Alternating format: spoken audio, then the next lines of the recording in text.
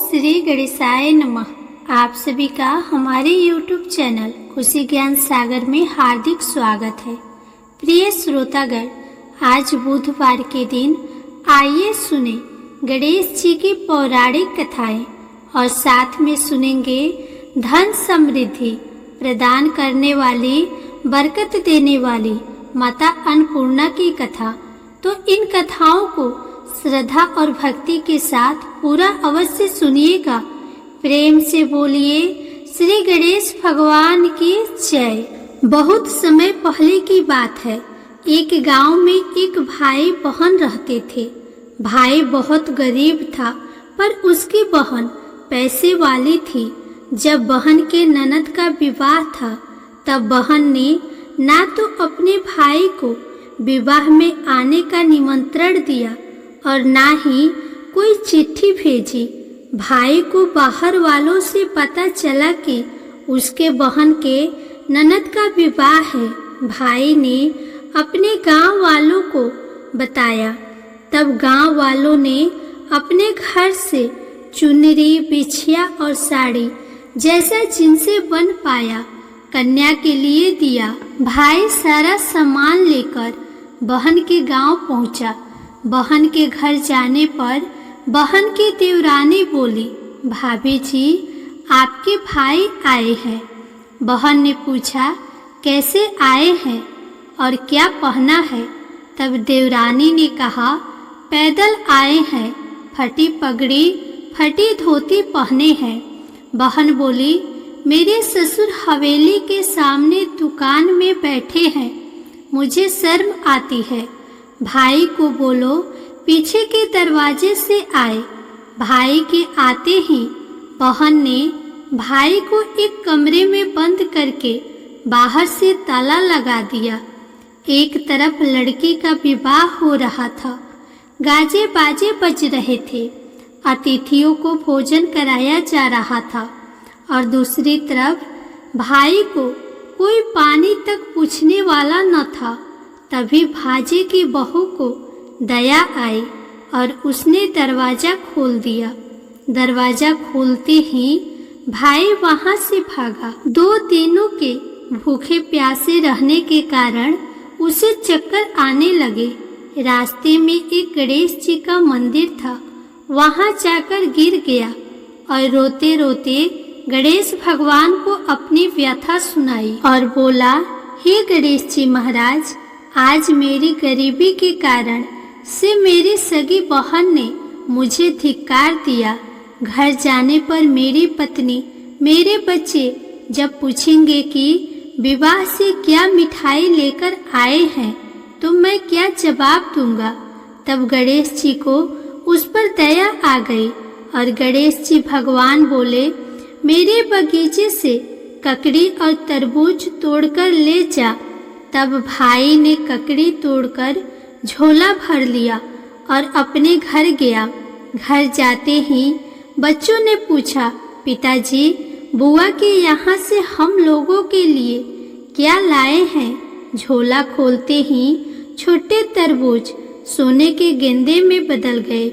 बाकी तरबूज काटे तो उनमें से हीरे मोती निकले। पत्नी बोली, आप बहन के घर से इतना कुछ क्यों लाए हैं?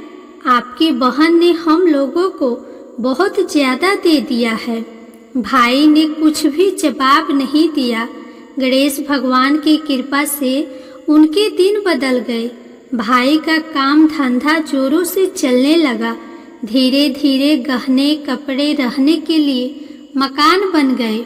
पत्नी बोली, एक बार ननद जी को बुलाकर लाओ। भाई नए कपड़े, नए जूते पहनकर रथ में बैठकर बहन को लेने गया। देवरानी बोली, भाभी जी, आपके भाई आए हैं। बहन ने फिर पूछा, कैसे आए हैं और क्या पहना है? तब देवरानी बोली, रथ में बैठकर खूब ठाठ बाट से आए हैं। बहन बोली, मेरे भाई को बोलो कि हवेली के सामने से आए, मेरे ससुर देवर जेठ देखेंगे। भाई का बहन ने खूब स्वागत किया। भाई बोला, बहन, मैं तुम्हें लेने आया हूँ। तब बहन ने कहा, मुझे भी बहुत दिन हो गए हैं, चलो मैं चलती हूँ। भाई बहन को लेकर अपने घर आया। भाई और उसकी पत्नी ने बहन का खूब आदर सत्कार किया। जो चीजें मांगी सब बनवा कर दिया। बहन बोली, भाई मुझे एक जूती चाहिए। तब भाई ने मोची को बुलाया और कहा, मेरी बहन के लिए ऐसी जूती बनाओ जो मुंह से बोले। भाई ने बहन को बहुत सारा धन देकर विदा किया, पर अभी तक वह जूती नहीं आई थी। बहन जाने वाली थी, तभी मोची जूतियाँ लेकर आया। बहन की जूती पहनते ही जूतियाँ बोली, निर्धन भाई की पैसे वाली बहन, गणेश जी का बगीचा नहीं होता तो आज क्या करती। बहन तब भाई की पत्नी से पूछी, ये कहाँ से आवाज आ रही है। तभी भाई ने कहा, सुबह का समय है, कोई जीव जंतु बोल रहे होंगे। भाई ने घोड़े गाड़ी को जल्दी जाने को कहा। बहन के जाते ही पत्नी जिद करके बैठ गई कि जूतियाँ क्या बोल रही थी। तब पति ने अपनी पूरी आप बीती सुनाई कि कैसे बहन ने मुझे 2 दिन भूखा रखा, कमरे में बंद कर दिया था। भांजे की बहू ने दरवाजा खोला, तब मैं बाहर आया और गणेश जी के शरण में जा पहुंचा। गणेश जी की कृपा से हमारे दिन बदले हैं। उसने अपनी पत्नी को सारी बात बताई। तब पत्नी बोली, अगर मुझे मालूम होता तो मैं आपकी बहन को कुछ नहीं देती। मेरा दिया हुआ सब कुछ वापस लेकर आओ। तब पति बोला, गणेश भगवान ने हमें सब दिया है। अगर वह मुझे भूखा प्यासा कमरे में बंद नहीं करते तो मैं गणेश भगवान के मंदिर में क्यों जाता। क्या मैं गणेश जी को अपना दुखड़ा सुनाता। तुम अपना मन मैला मत करो। अपने पर तो गणेश जी की कृपा है और किस चीज की कमी है। फिर दोनों गणेश जी के आगे झुककर प्रणाम करते हैं और जयकारा लगाया, हे गणेश जी महाराज, जैसी कृपा आपने गरीब भाई पर करी वैसे ही अपने सभी भक्तों पर अपनी कृपा बनाए रखना। तो प्रेम से बोलिए श्री गणेश महाराज की जय। अब आइए गणेश जी महाराज की अगली पौराणिक कथा सुनते हैं। एक बार देवी तुलसी विवाह हेतु वर ढूंढने के लिए तीर्थ यात्रा पर निकली थी और ढूंढते ढूंढते वह गंगा किनारे पर पहुंच गई। उस वक्त गणेश भगवान गंगा किनारे तप कर रहे थे। उन्हें देखते ही देवी तुलसी उन पर मोहित हो गई और उनके मन में गणेश भगवान से विवाह की इच्छा उत्पन्न हुई। फिर देवी तुलसी ने गणेश जी के पास जाकर उनका ध्यान भंग कर दिया। आंखें खोलने के बाद गणेश भगवान के सामने देवी तुलसी खड़ी थी, लेकिन सामने एक स्त्री है, इसलिए अपने क्रोध को नियंत्रण में रखकर गणेश भगवान ने पूछा, आप कौन है देवी और मेरा ध्यान भंग करने का क्या कारण है। जवाब में देवी तुलसी ने अपने परिचय के साथ गणेश जी से विवाह की बात कर ली। उत्तर में गणेश जी बोले, देवी मैं ब्रह्मचारी हूँ, उस वजह से मैं विवाह नहीं कर सकता। अपने विवाह प्रस्ताव के लिए ना सुनने के बाद देवी तुलसी क्रोधित हो गई और उन्होंने गणेश जी को श्राप दे दिया कि उनका ब्रह्मचर्य टूटेगा और उनके 2 विवाह होंगे। इस बात पर गणेश भगवान भयंकर क्रोधित हो उठे, क्योंकि एक तो वह स्त्री है,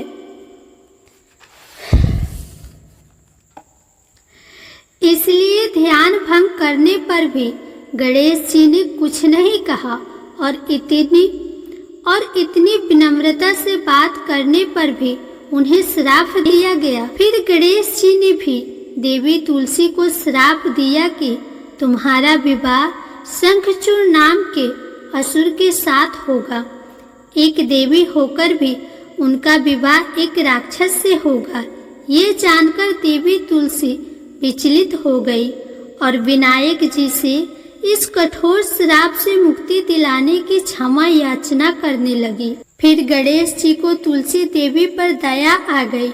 वह बोले कि मेरा श्राप तो बदल नहीं सकता, वह तो सच होकर ही रहेगा, लेकिन अगले जन्म में तुम एक पेड़ बनोगे और भगवान विष्णु जी की अति प्रिय होगी।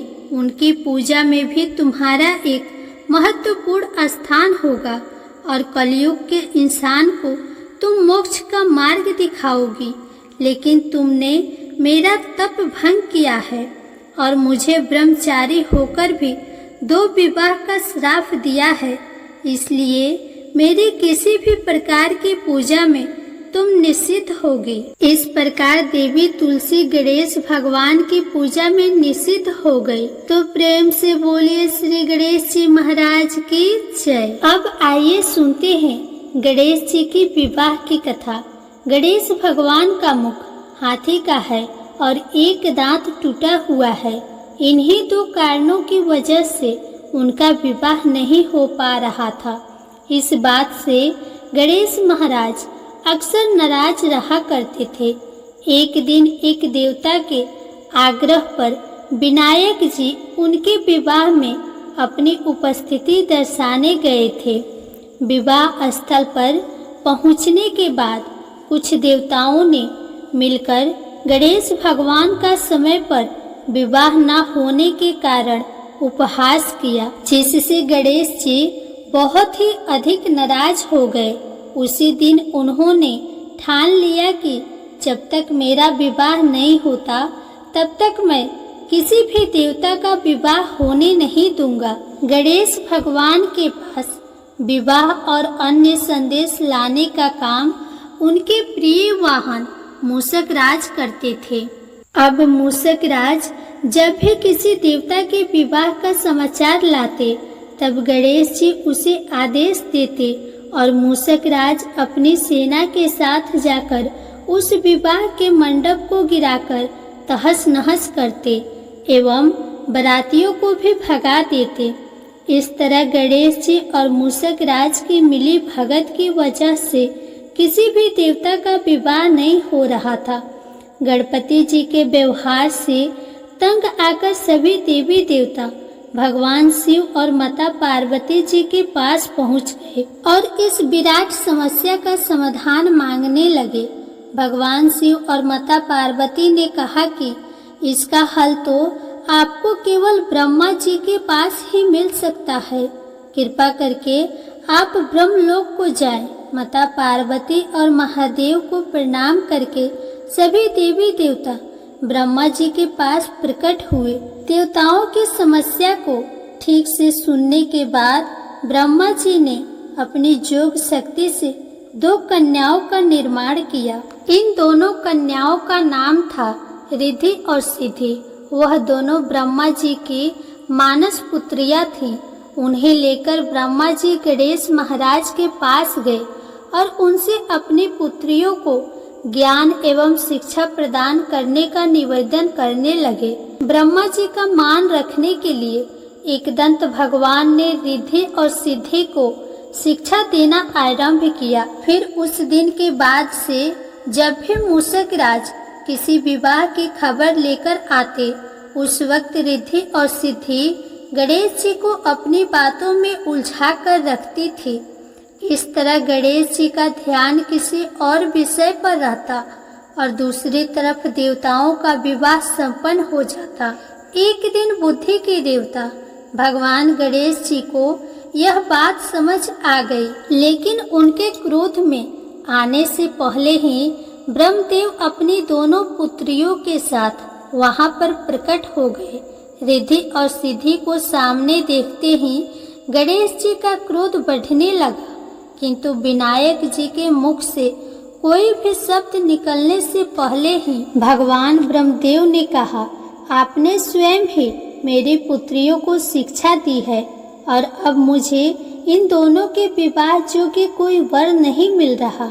मेरी आपसे विनती है कि आप ही रिद्धि और सिद्धि से विवाह करके मुझे धन्य कीजिए। परम पिता ब्रह्मा देव जी की शांत वाणी को सुनकर गणेश का क्रोध शांत हो गया और वे उस विवाह प्रस्ताव के लिए हंसी खुशी राजी हो गए।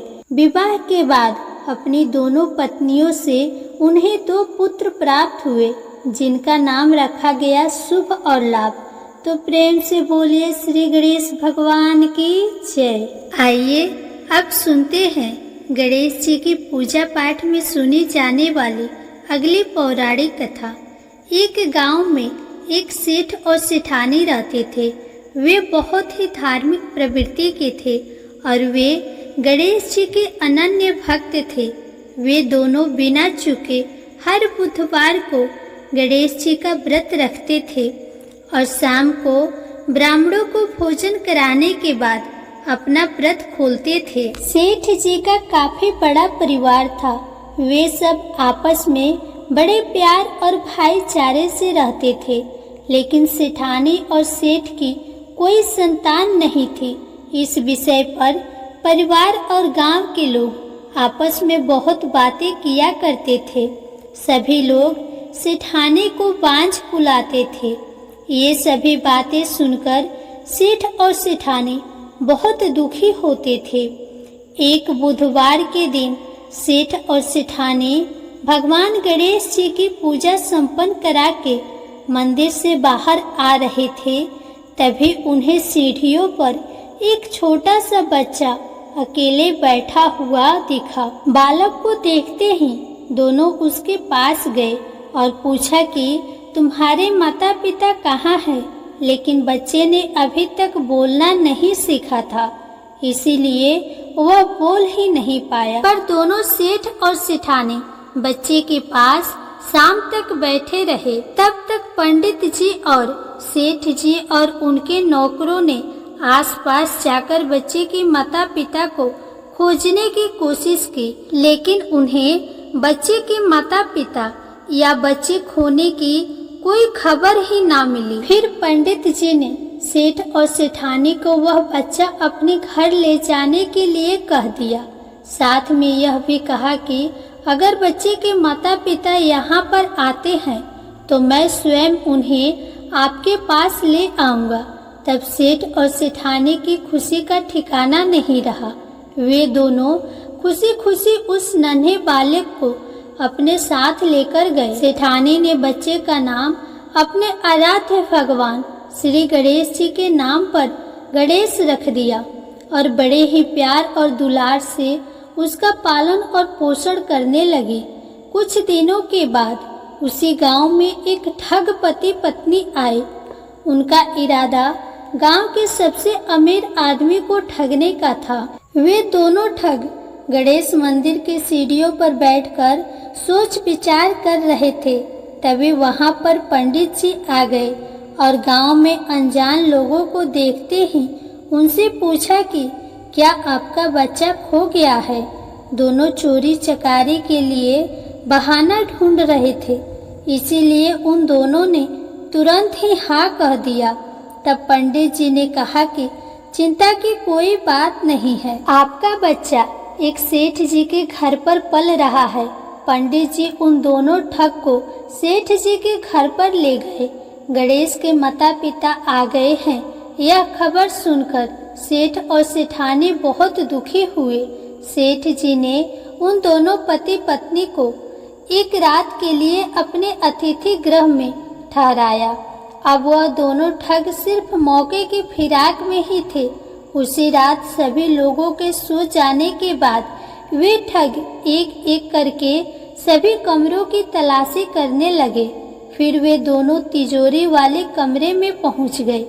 छानबीन के वक्त होने वाली छोटी मोटी आवाजों से सेठ जी का एक नौकर जग गया और आवाज की दिशा में तिजोरी वाले कमरे के नजदीक गया। उसने चुपके से अंदर जब झांककर देखा तो दोनों ही मेहमान कीमती सामान चुरा रहे थे। नौकर ने यह देखते ही धीरे से उस कमरे के बाहर की कुंडी लगा दी और चोर चोर बोलकर पूरे घर में हल्ला मचा दिया। शोरगुल की आवाज सुनते ही घर के सभी लोग इकट्ठा हो गए। तब सेठ जी ने उन दोनों चोर पति पत्नी को कमरे से बाहर निकाला और सुबह ही पंचायत में हाजिर कर दिया। सेठ जी ने सरपंच जी को पूरा मामला बताया और कहा कि ये दोनों तो चोर है, अब हम पुत्र गणेश को इन दोनों को नहीं देंगे। लेकिन वे दोनों ठग पति पत्नी अपने जिद पर ही अड़ गए और बच्चे को ले जाने की जिद करने लगे। सरपंच जी ने इस गंभीर समस्या का एक तोड़ निकाला। उन्होंने सेठानी और दूसरी औरत को गणेश जी के सामने खड़ा कर दिया और कहा कि जिसके भी आंचल से दूध की धार गणेश के मुंह में जाएगी, वह बालक गणेश उसी के पास ही रहेगा। फिर वे दोनों अपने अपने आंचल मुंह के सामने फैलाकर खड़ी हो गई। सेठानी जी मन ही मन भगवान गणेश के नाम का जप कर रही थी। देखते ही देखते गणेश भगवान की कृपा से सेठानी की आंचल से दूध की एक धार गणेश के मुंह में गिरी और इस तरह बालक गणेश हमेशा के लिए सेठ और सेठानी के साथ रहने लगा।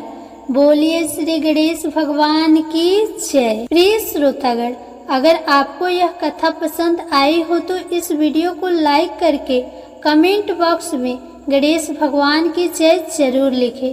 साथ ही चैनल को सब्सक्राइब भी कर दें।